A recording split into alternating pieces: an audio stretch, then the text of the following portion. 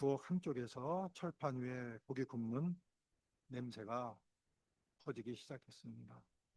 좁은 부엌에 연기가 차오르고 기름 튀는 소리 사이로 세 사람이 철판 앞에 서 있었습니다. 한 분은 우리 교회 권사님이셨고, 한 분은 집사님이셨고, 그리고 나머지 한 분은 예수님을 아직 영접하지 않으신 분이었습니다. 이 세 사람의 평일 모습을 알고 보면 조금 다른 그림이 그려집니다. 한 분은 대학에서 학생들을 가르치는 교수였고, 또 한 분은 병원에서 환자를 돌보는 의사였고, 나머지 한 분은 회사에서 실장으로 일하시는 그런 분이었습니다. 누구도 그 자리에 서라고 시키지 않았습니다.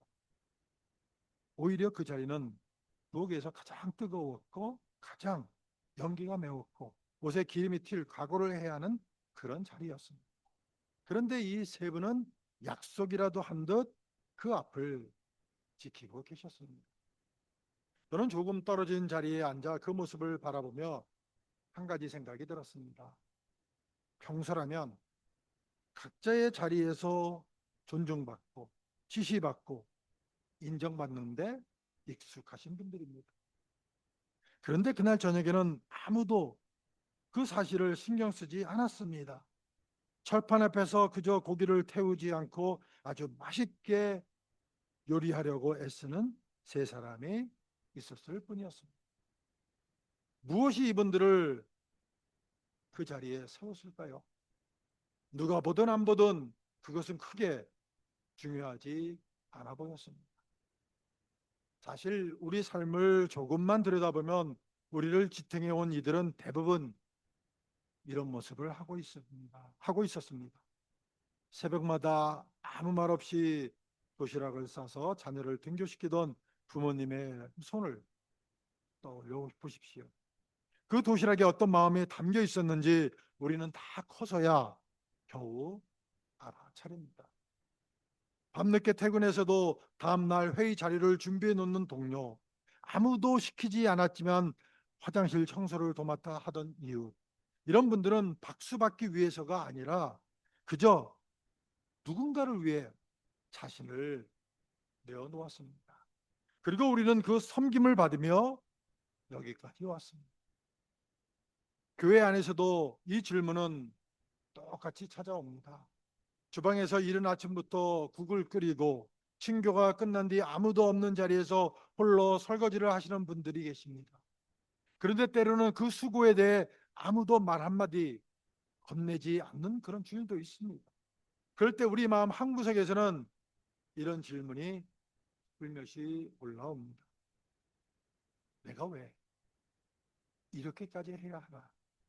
이렇게 애써도 아무도 몰라주는데 계속할 이유가 있을까? 이 질문은 게으름에서 나오는 것이 아니라 사람이라면 누구나 느끼는 지극히 정직한 마음입니다. 그렇다면 오늘 우리는 이 질문을 피하지 않고 정면으로 마주하려고 합니다. 우리는 왜 섬겨야 합니까? 인정받지 못해도 오히려 손해를 보는 것 같은 순간에도 우리는 계속 그 철판 앞에 서야 할 이유가 있습니까? 어쩌면 이 질문에 대한 답을 세상의 성공 방식에서는 끝내 찾을 수 없을지도 모릅니다. 오늘 본문 속에도 바로 이 질문을 안고 예수님 앞에 나온 두 사람이 있었습니다. 그들의 이야기 속으로 우리도 함께 들어가 보려 합니다. 예루살렘으로 향하는 길, 흙먼지 날리는 그 길 위에 12제자가 예수님을 따라 걷고 있었습니다. 예수님은 방금 세 번째로 자신의 죽음을 예고하셨습니다. 십자가, 고난, 죽음, 그리고 사흘 만의 부활, 무거운 단어들이 공기 중에 그대로 걸려 있었습니다. 그런데 그 무거운 침묵을 깨고 두 형제가 슬며시 대열에서 빠져나와 예수님 곁으로 다가옵니다. 야고보와 요한입니다. 제베데의 두 아들은 서로 눈짓을 주고받으며 마치 오래전부터 준비해온 말을 꺼내려는 사람들처럼 조심스럽게 입을 엽니다. 선생님이여, 무엇을 원하든지 우리에게 하여 주시기를 원하옵나이다. 예수님은 걸음을 멈추십니다. 너에게 무엇을 하여 주기를 원하느냐? 그 질문에 두 형제는 서로 먼저 대답하려는 듯 숨을 고르고 말합니다. 주의 영광 중에서 우리를 하나는 주님의 우편에, 하나는 좌편에 앉게 하여 주옵소서. 방금 스승의 입에서 십자가라는 단어가 떨어졌는데 이 두 사람의 눈에는 이미 보좌의 영광이 아른거리고 있었습니다. 죽음을 말씀하신 예수님과 자리를 구하는 제자들 사이에 묘한 간극이 흐릅니다. 길 위에 다른 제자들도 이 대화를 놓치지 않았습니다. 소문은 삽시간에 퍼집니다. 나머지 10제자의 얼굴에 하나둘 그림자가 스칩니다. 처음에는 낮은 웅성거림이더니 이내 노골적인 분노로 바뀝니다. 어떤 이들은 걸음을 재촉해 앞으로 나서고 어떤 이는 팔짱을 낀 채 두 형제를 노려봅니다. 본문은 이렇게 기록합니다. 10제자가 듣고 야고보와 요한에 대해 화를 내거늘 이들이 화를 낸 이유는 단순한 정의감 때문만은 아니었을 것입니다. 어쩌면 그 자리를 먼저 청하지 못한 자신들에 대한 아쉬움이 섞여 있었을지도 모릅니다. 12명 사이에 팽팽한 긴장이 감돕니다. 누구도 먼저 말을 꺼내지 못하는 그 무거운 침묵이 길 위에 내려앉습니다. 예수님은 그 자리에서 등을 돌리지 않으십니다. 오히려 12를 가까이 불러 모으십니다. 흩어져 서로를 노려보던 제자들이 한 사람씩 예수님 곁으로 걸어와 둥글게 모여 섭니다. 방금까지 다투던 12사람이 이제 한 자리에 스승을 가운데 두고 섭니다. 예수님의 눈은 그 12 얼굴 하나하나 천천히 살피십니다. 그리고 예수님이 입을 여십니다. 목소리는 크지 않았지만 그 자리의 공기를 완전히 바꾸어 놓으셨습니다. 이방인의 집권자들이 그들을 임의로 주관하고 그 대인들이 그들에게 권세를 부리는 줄 너희가 알거니와 너희 중에는 그렇지 아니하니. 세상의 방식을 먼저 짚으신 예수님은 곧이어 전혀 다른 길을 제시하시기 시작하십니다. 12사람의 시선이 일제히 스승의 입술에 모입니다. 다음에 이어질 말씀이 그들이 지금껏 알던 큰 자의 정의를 완전히 뒤집으려 하고 있습니다. 예수님의 첫 마디는 뜻밖에도 정치 이야기처럼 들립니다. 이방인의 집권자들이 그들을 임의로 주관하고 그 대인들이 그들에게 권세를 부리는 줄을 너희가 알거니와. 로마의 총독들, 지역의 영주들이 다스리는 방식을 제자들은 이미 잘 알고 있었습니다. 위에서 아래로 명령이 내려오고 복종이 뒤따르는 그런 구조입니다. 자리가 높을수록 부리는 사람이 많아지고 자리가 낮을수록 몸을 낮춰야 하는 구조입니다. 야고보와 요한이 방금 구했던 우편과 좌편도 바로 그 구조 안에서의 자리였습니다. 예수님은 그 익숙한 그림을 먼저 그려 보이신 뒤 곧바로 선을 그으십니다. 너희 중에는 그렇지 아니하니.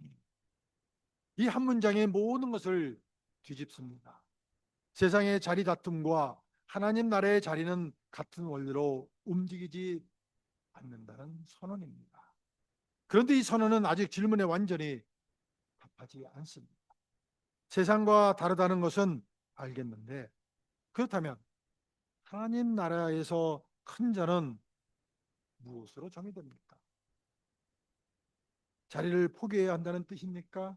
아니면 다른 방식으로 자리를 얻는다는 뜻입니까? 제자들의 얼굴에는 여전히 물음표가 남아 있었을 것입니다. 예수님은 그 물음표를 향해 다음 문장을 이어가십니다. 너희 중에 누구든지 크고자 하는 자는 너희를 섬기는 자가 되고 너희 중에 누구든지 으뜸이 되고자 하는 자는 모든 사람의 종이 되어야 하리라. 여기서 예수님은 크고자 하는 마음 자체를 꾸짖지 않으십니다. 야고보와 요한의 열망, 인정받고 싶고 의미 있는 자리에 서고 싶은 그 마음을 부정하지 않으십니다. 다만 그 열망이 흘러가야 할 방향을 완전히 바꾸십니다. 세상에서는 크고자 할수록 섬김을 덜해야 하지만 하나님 나라에서는 크고자 할수록 섬김의 자리로 더 깊이 들어가야 합니다. 자리를 얻는 통로가 지배가 아니라 섬김이라는 것입니다. 그런데 이 말씀도 아직 완전한 답은 아닙니다. 왜 하필 섬김입니까? 그것이 하나님 나라의 질서라면 그 질서는 어디에서 왔습니까? 이 질문 앞에서 예수님은 자신의 이야기를 꺼내십니다. 명령으로 시작하셨던 말씀이 이제는 고백으로 바뀝니다. 인자가 온 것은 섬김을 받으려 함이 아니라 도리어 섬기려 하고, 인자는 예수님이 자신을 가리켜 가장 자주 쓰신 그런 이름입니다. 다니엘서에서 하늘 구름을 타고 와 모든 권세와 영광을 받는 그 존재가 스스로 섬기려 왔다고 말씀을 하고 계십니다. 섬김은 이제 제자들에게 주어진 규칙이 아니라 예수님 자신이 걸어오신 길이 됩니다. 명령이 삶으로 바뀌는 순간입니다. 그리고 마지막 문장에서 그 섬김의 깊이가 완전히 드러납니다. 자기 목숨을 많은 사람의 대속물로 주려 함이니라. 대속물이라는 단어에는 몸값이라는 뜻이 담겨 있습니다. 누군가 다시는 스스로 걸어 나올 수 없는 자리에 묶여 있을 때 그 자리를 대신 값을 치르고 풀어 주는 것입니다. 예수님의 섬김은 단순히 발을 씻기고 몸을 낮추는 수준에서 멈추지 않았습니다. 그 섬김은 십자가까지 이어졌고 우리를 대신해 목숨을 내어주는 자리까지 나아갔습니다. 그러니까 우리가 섬겨야 하는 이유는 규칙이기 때문이 아니라는 것이죠. 가장 크신 분이 가장 낮은 자리까지 내려가 자기 목숨으로 우리의 자리를 사셨기 때문입니다. 그리고 그분은 그 섬김의 자리에서 다시 오실 날을 우리에게 약속하고 계십니다. 다시 그 부엌으로 돌아가 봅니다. 철판 앞에 서 있던 세 분에게 누군가 왜 그렇게까지 하세요? 라고 물었다면 아마 특별한 대답을 하지 못하셨을 것입니다. 정확한 이유가 몰라서가 아니라 이미 몸으로 알고 있었기 때문일 것입니다. 우리도 오늘 본문 앞에서 그 답을 몸으로 배웁니다. 우리가 섬기는 이유는 인정받기 위해서도 의무를 다하기 위해서도 아닙니다. 가장 크신 분이 가장 낮은 자리까지 내려오셔서 우리의 그 몸값을 대신 치르셨기 때문에 우리는 이제 그 사랑에 이끌려 낮은 자리로 걸어갈 수 있는 것입니다. 이 답을 안다면 우리는 이번 한 주 무엇을 다르게 할 수 있을까요? 먼저 우리 각자의 자리에서 시작할 수 있습니다. 이번 주 아무도 알아주지 않아도 될 작은 섬김을 하나 골라 실천해 볼 수 있다는 것이죠. 굳이 내 순서가 아닌데도 친교 시간에 설거지를 도와주거나 쓰레기를 갖다 버리는 일일 수도 있습니다. 중요한 것은 그 일의 크고 작음이 아니라 아무도 보지 않아도 손을 내밀 수 있느냐는 것입니다. 우리가 이런 작은 순간을 선택할 때마다 우리는 대속물로 우리를 사신 그분의 발자취를 따라가는 것입니다. 인정을 계산하지 않고 내미는 손, 그것이 이번 주 우리가 훈련할 수 있는 첫걸음입니다. 우리 가정 안에는 아직 서로 다른 온도로 신앙을 걷고 있는 이들이 있습니다. 그 부엌에 계셨던 한 분처럼 우리 가족 중에도 아직 함께 신앙의 길을 걷지 못하는 이론이 있을 수 있습니다. 그런 가족을 향해 우리가 할 수 있는 일은 설득이 아니라 섬길 수 있습니다. 말로 신앙을 설명하기 전에 먼저 그 사람의 짐을 나누어 들어줄 수 있습니다. 우리의 낮아짐이 말보다 먼저 그 마음의 문을 두드릴 수 있는 것입니다. 공동체로서도 우리는 함께 이 걸음을 걸을 수 있습니다. 우리 교회 안에는 지금도 말없이 친교를 준비하시는 분, 그달의 생일을 맞이하는 분들을 위해 케이크를 준비하시는 분, 또한 예배를 위해 수고하시는 분들이 계십니다. 이번 주 우리는 그런 분들의 이름을 기억하고 한마디 감사를 건네는 작은 공동체가 될 수 있습니다. 동시에 아직 아무도 서지 않은 그 빈자리에 있다면 우리 중 누군가 먼저 그 자리로 걸어 돌아갈 수 있습니다. 섬김이 몇 사람의 몫으로 굳어지지 않고 서로 돌아가며 그 철판 앞에 설 때 우리 공동체는 조금씩 더 그리스도를 닮아갈 수 있습니다. 그리고 우리는 이 모든 섬김이 여기서 끝나지 않는다는 것을 기억할 수가 있습니다. 우리가 지금 낮은 자리에서 흘리는 땀은 언젠가 주님이 다시 오시는 날 완전히 갚아지고 완성될 것입니다. 지금은 아무도 알아주지 않는 섬김이라도 그날에는 결코 헛되지 않았음을 우리 눈으로 보게 될 것입니다. 그러므로 우리는 조급해하지 않고 오늘의 작은 섬김을 계속할 수 있습니다. 이미 우리를 위해 자기 목숨을 대속물로 내어주신 그분이 아직 오지 않은 그날까지 우리와 함께 그 철판 앞에 서 계시기 때문입니다. 그 부엌의 철판은 사실 그날 하루만의 풍경이 아닙니다. 우리 교회는 매주 목장들이 돌아가며 친교 음식을 준비합니다. 어느 주는 국을 끓이는 손이 다르고 어느 주는 반찬을 나르는 발걸음이 다릅니다. 이번 주에 섬김 목장이 다음 주에는 식탁에 앉아 다른 목장에 섬김을 받고 또 얼마 지나면 다시 앞치마를 두르고 그 자리로 돌아갑니다. 누구도 영원히 대접만 받지 않고 누구도 영원히 섬기기만 하지 않습니다.